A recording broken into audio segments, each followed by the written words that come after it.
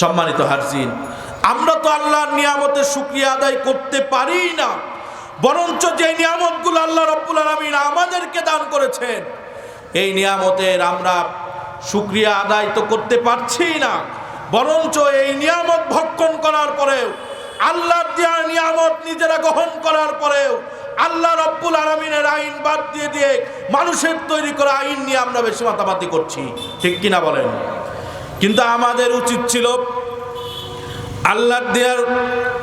আল্লাহ রাব্বুল আলামিনের দেওয়া নিয়ামত সমূহ ভক্ষণ করে আল্লাহ রাব্বুল আলামিনের নিয়ামতটা আমরা বেশি বেশি ভক্ষণ করে আল্লাহ রাব্বুল আলামিনের প্রশংসা বেশি বেশি করতে হতো। সম্মানিত হাজিরিন, চিন্তা করেন, আমি বা আপনি উভয়ই মায়ের গর্ভের ভিতরে ছিলাম, এমন একটা বেদনাদায়ক জায়গা যেখানে খাবার পৌঁছানোর মতন দুনিয়ার কারো সাধ্য নাই। কাইফা তাকফুরুনা বিল্লাহি ওয়া কুনতুম আমওয়াতান ফাআহইয়াকুম সুম্মা ইউমীতুকুম সুম্মা ইউহয়ীকুম সুম্মা ইলাইহি তুরজাউন।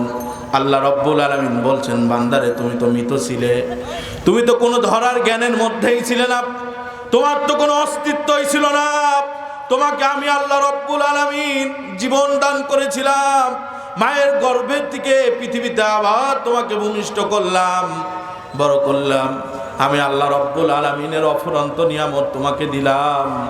এত নিয়ামত পাওয়ার পরেও তুমি দুনিয়াতে থাকতে পারবা না, বরঞ্চ দুনিয়া থেকে তোমাকে আমার কাছে চলে আসতে হবে। বান্দা, কাইফা তাকফুরুনা বিল্লাহ, এত নিয়ামত পাওয়ার পরেও, এত কিছু তোমাকে দেওয়ার পরেও তুমি বান্দা কেন আমি আল্লাহ রাব্বুল আলামিনকে অবিশ্বাস করলে? কেন করলে তুমি আল্লাহ রাব্বুল আলামিনকে অবিশ্বাস? তুমি তো ধরার জ্ঞানের মধ্যেই ছিলে না, তোমার তো কিচ্ছু ছিল না, জীবন বলতে কোনো শব্দই তোমার ছিল না।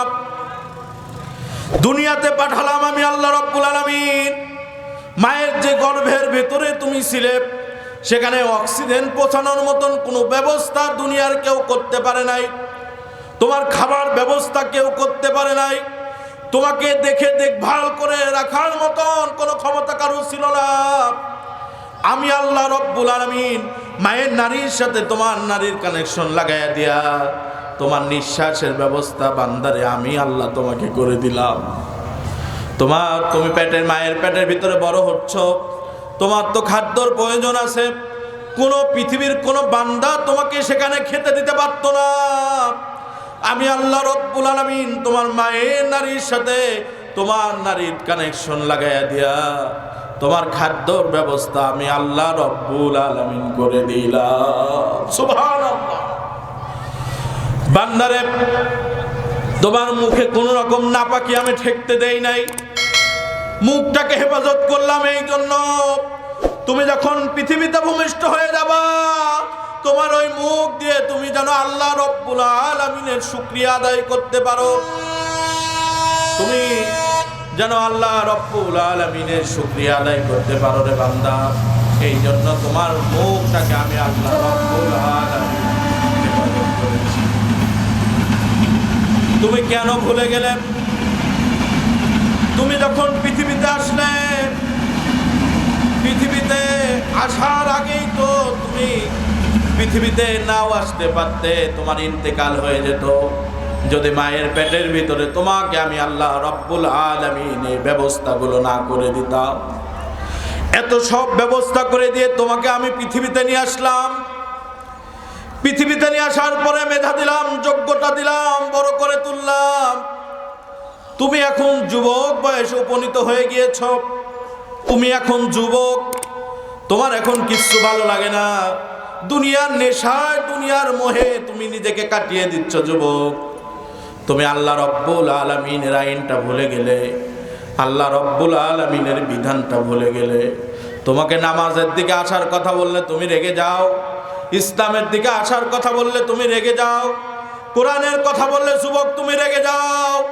তোমার সব শিক্ষা ভালো লাগে যুবক, কোরআন শিখতে তুমি পারো নাই, দুনিয়ার সব শিক্ষা তুমি গ্রহণ করলে কিন্তু কোরআন তুমি বলে গেলে। যুবক, তুমি কি একটু চিন্তা করলে না কিছুদিন পূর্বে তুমি ধরার মধ্যেই ছিলে না? আল্লাহ রাব্বুল আলামিন তোমাকে দয়া করে এত বড় করে দিল, আর এই দয়া মায়া পাওয়ার পরে তুমি তোমার রবকে ভুলে গেলে।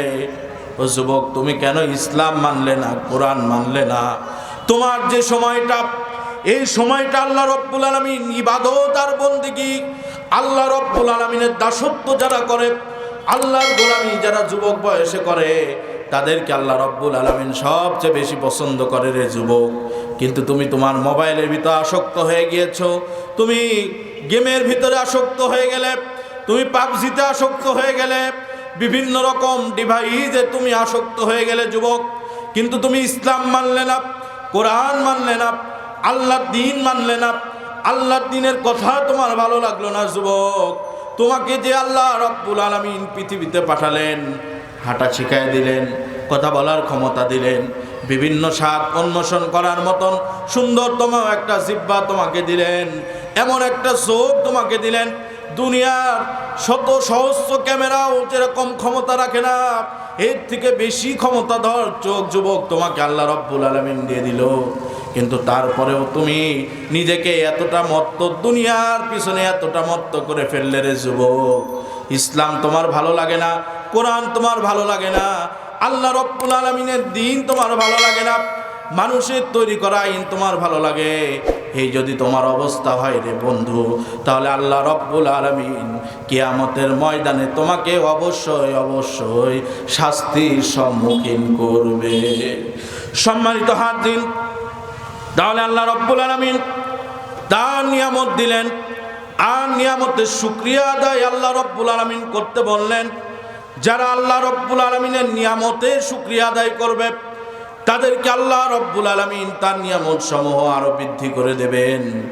আর যারা আল্লাহ রব্বুল আলামিনের নিয়ামতের অশুকরিয়া জ্ঞাপন করবেন, শুকরিয়া ঠিকমতো আদায় করতে পারবেন না, তাদের মাঝ থেকে আল্লাহ রব্বুল আলামিন একের পর এক আল্লাহ রব্বুল আলামিনের নিয়ামত আল্লাহ তুলে দেবেন।